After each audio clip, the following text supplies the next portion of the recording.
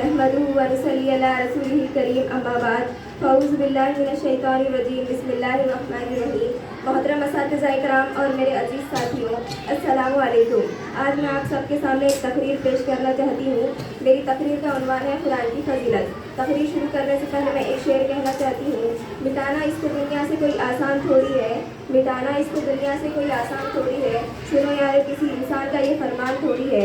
किताबें आज भी है दुनिया में बेइंतहा मौजूद, किताबें आज भी है दुनिया में बेइंतहा मौजूद, मगर कुरान से आला किसी की शान थोड़ी है।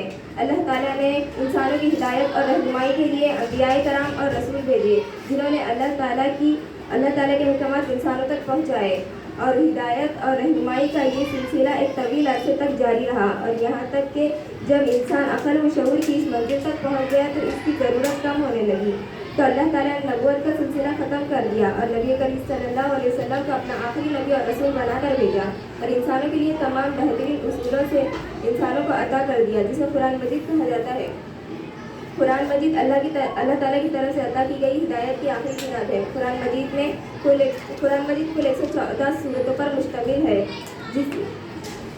है, जिसकी तक़सीम मक्की और मदनी सूरतों में की गई है। कुरान मजीद में 6666 आयत और 558 रुकू है, और इसके 30 पारे हैं, जिसमें से हर पारे को एक उन्वान दिया गया है। कुरान मजीद हज़रत मोहम्मद सल्लल्लाहु अलैहि वसल्लम पर नाजिल किया गया, और इसके नज़ुल की कुल मुद्दत 23 साल है।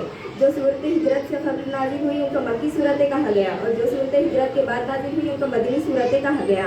आखिरत और मौत के बाद की ज़िंदगी को ज़हनशीन कराने के लिए इसका खिताब कुरान मजीद का खिताब किया गया। इतना कहकर मैं अपनी तकरीर एक शेर पर ख़त्म करना चाहती हूँ। दुनिया के शायरों का ऐवान पढ़ के देख, दुनिया के शायरों का ऐवान पढ़ के देख, फिर इसके बाद रब्बे करीम का कुरान पढ़ के देख। आँखें भी होगी रोशन, दिल भी बनेगा गुलशन, आँखें भी होगी रोशन, दिल भी बनेगा गुलशन। तू एक बार सूरह रहमान पढ़ के देख। खुदा हाफिज़।